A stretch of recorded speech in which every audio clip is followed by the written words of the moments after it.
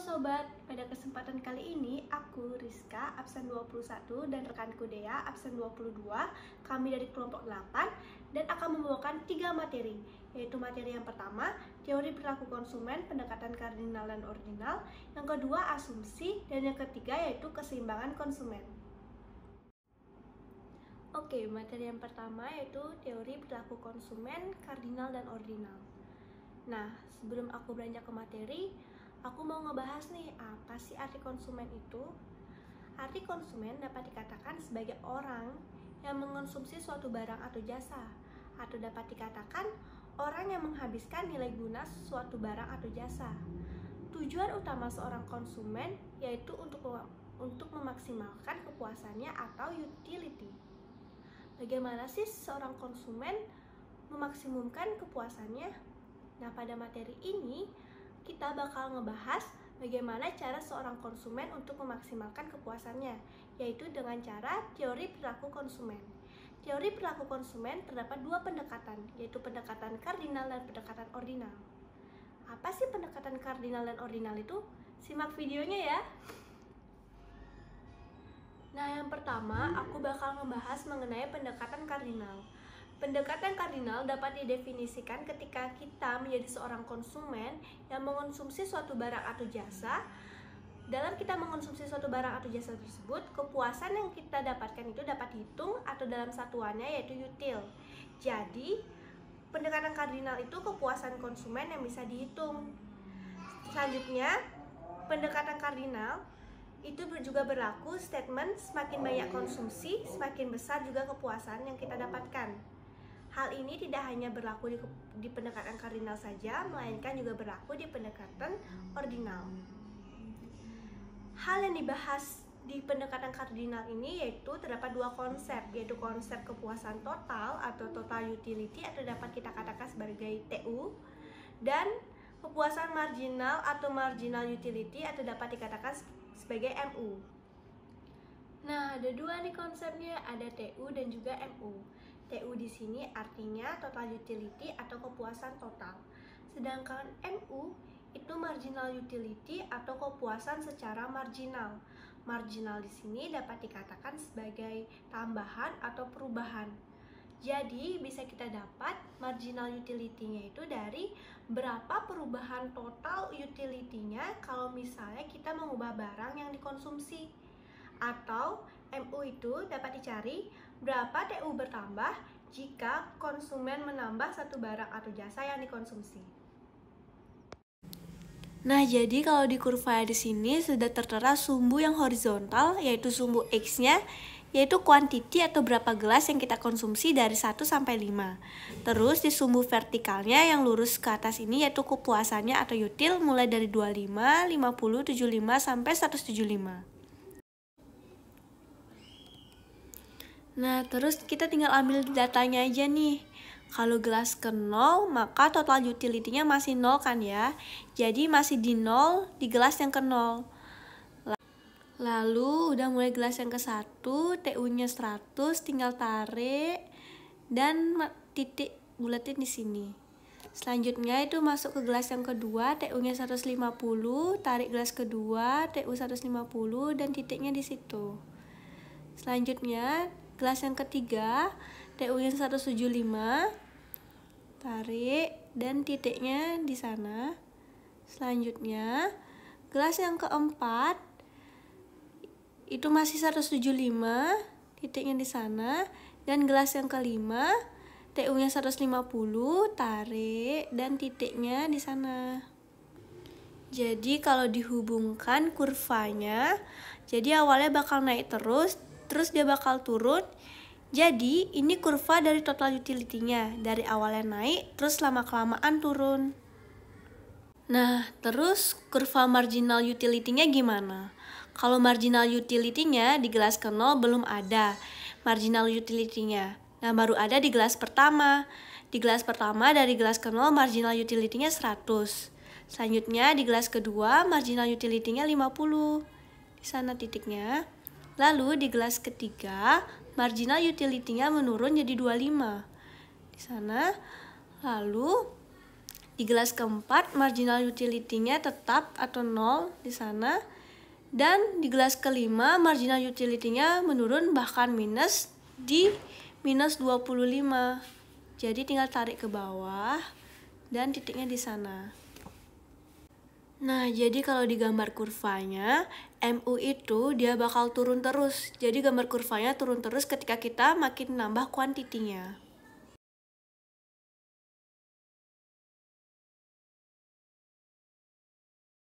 Nah, kesimpulannya dari gambar kurva TU dan MU ini, jadi ketika TU itu naik, itu ketika MU-nya masih positif. 150/25 masih positif. MU positif. Tetapi di gelas keempat ini MU-nya sudah 0. MU-nya sudah maksimum, tidak bisa naik lagi. Jadi TU yang paling maksimum itu dicapai ketika MU-nya udah 0.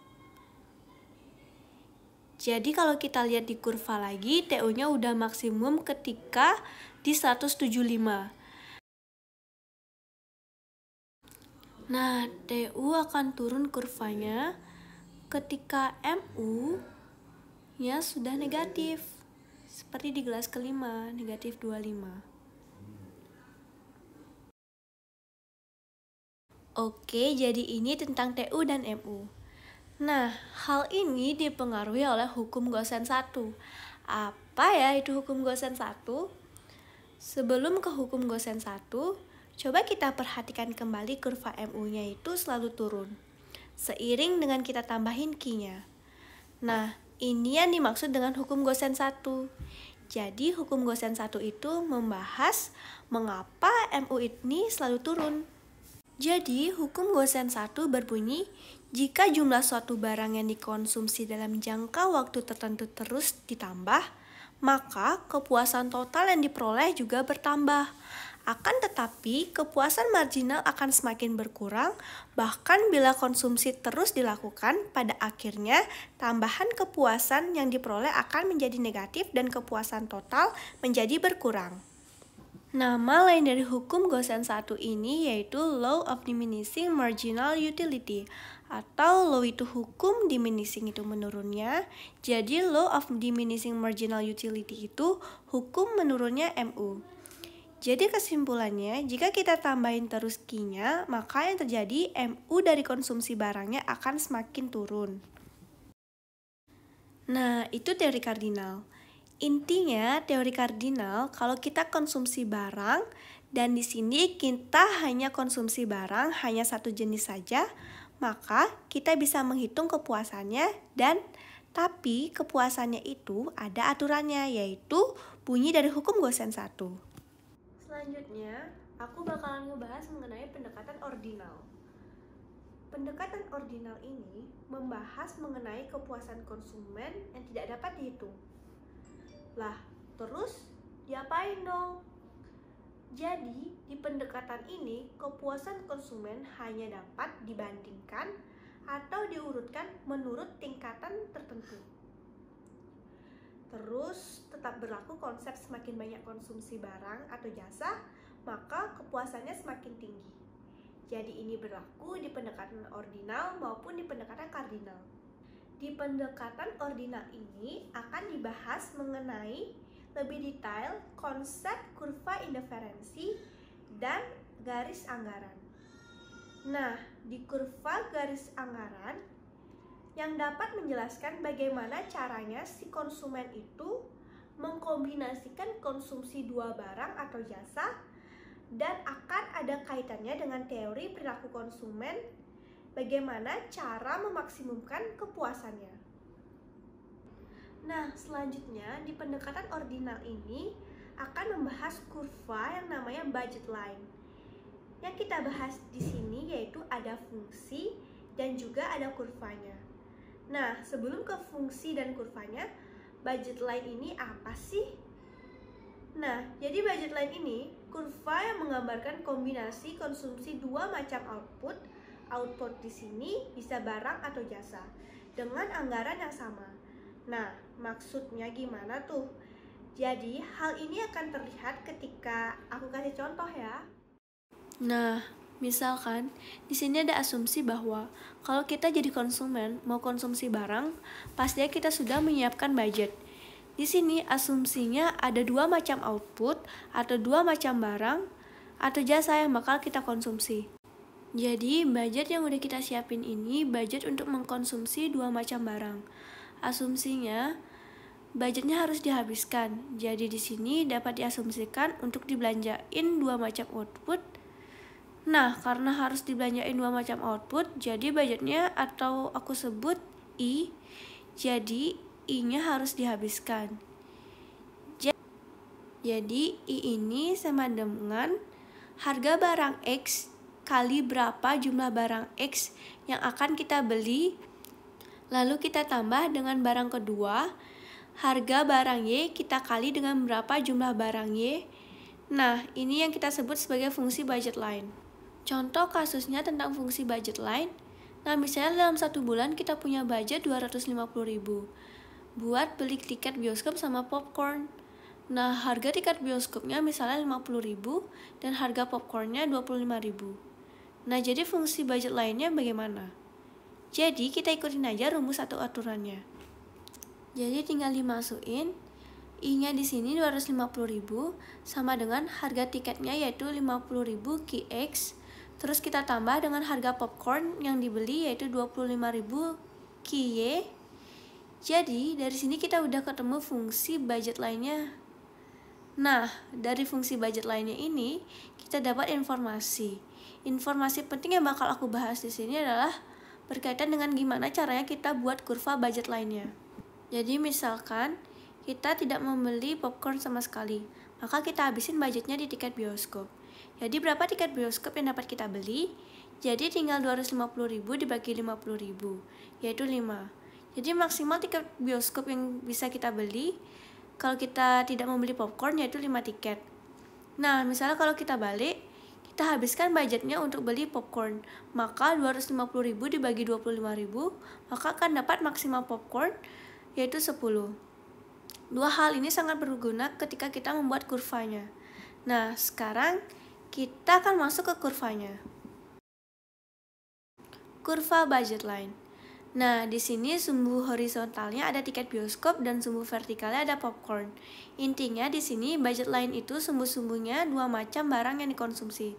Nah, karena kita pengen kombinasi berapa popcorn dan berapa tiket bioskop dari fungsi budget line yang kita punya. Nah, dari data yang kita ambil, kalau misalnya kita nggak beli popcorn, maka maksimal buat beli tiketnya 5.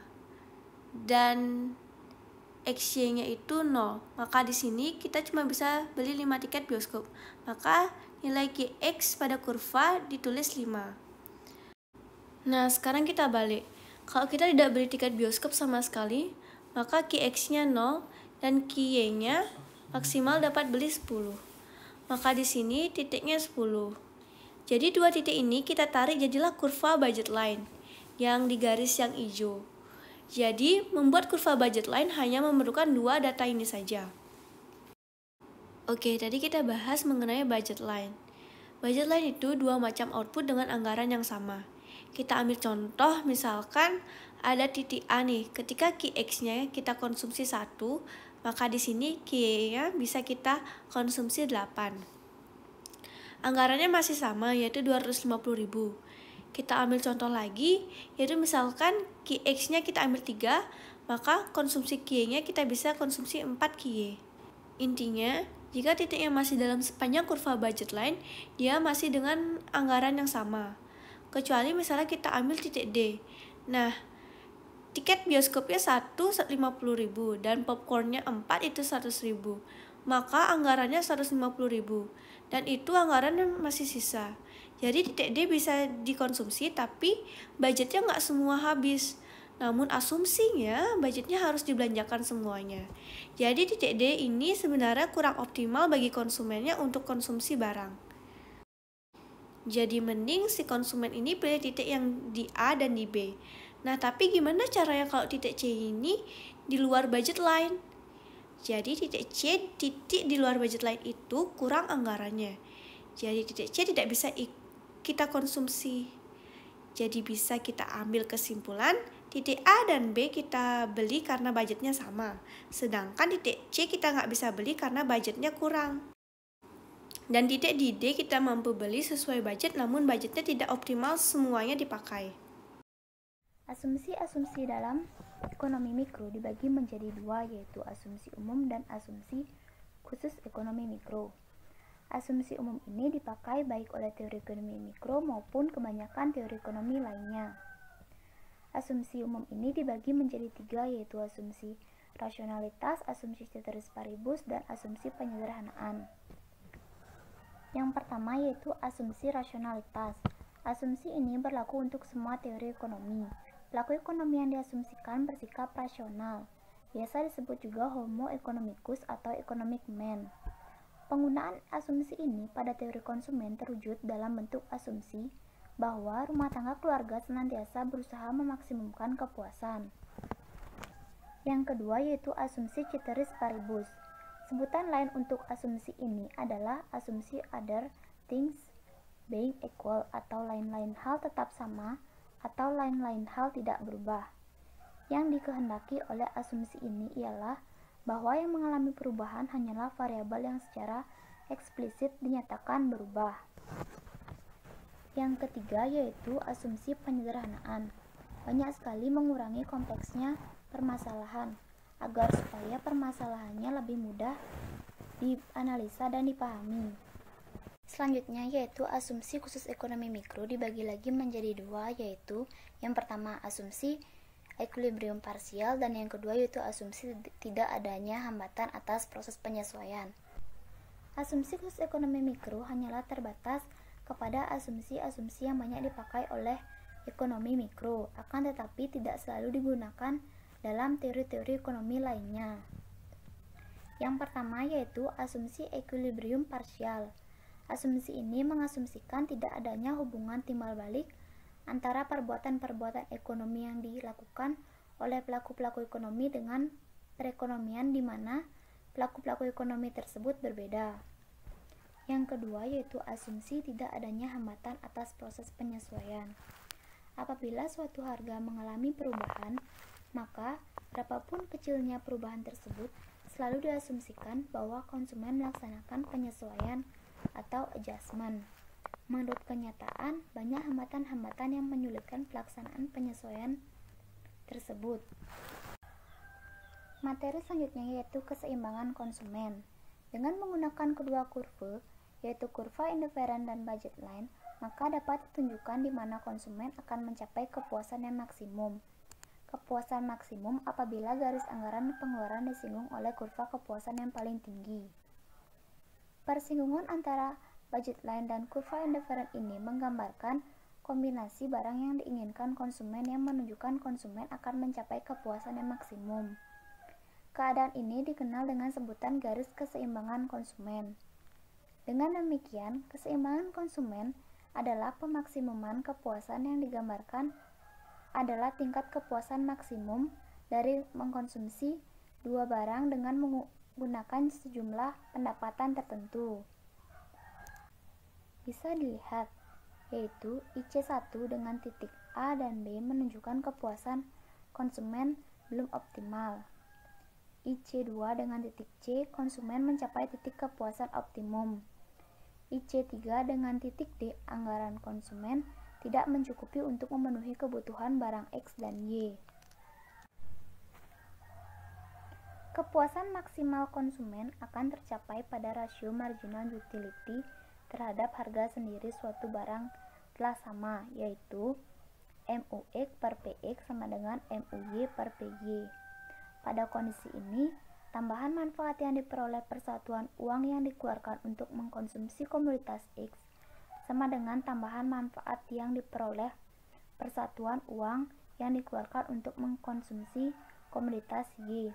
Jika persamaan di atas disusun kembali menjadi MUX per PX sama dengan MUY per PY atau MUX per MUY sama dengan PX per PY dan MRS sama dengan PX per PY. Jadi, keseimbangan konsumen merupakan kondisi di mana secara matematis Slope kurva indiferen sama dengan slope kurva garis anggaran, yaitu Px per Py, karena terdapat kendala batasan bahwa untuk membeli barang konsumen tidak akan melebihi jumlah pendapatan per periode tertentu yang dapat dia belanjakan, di mana persamaan budget line adalah Px dikali Qx ditambah Py dikali Qy lebih kecil dari M. Halo semua, terima kasih ya sudah menyaksikan video kami. See you.